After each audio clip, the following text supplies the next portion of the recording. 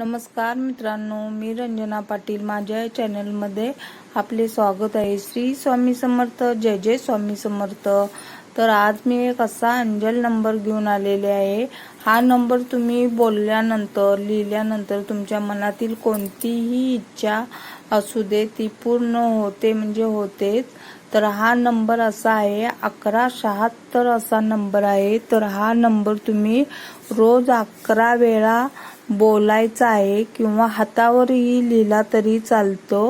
रोज 11 वेळा बोलायचा आहे आणि वहीवर देखील लिहिला तरी चालतो. 1176 असे रोज 11 वेळा लिहायचा आहे.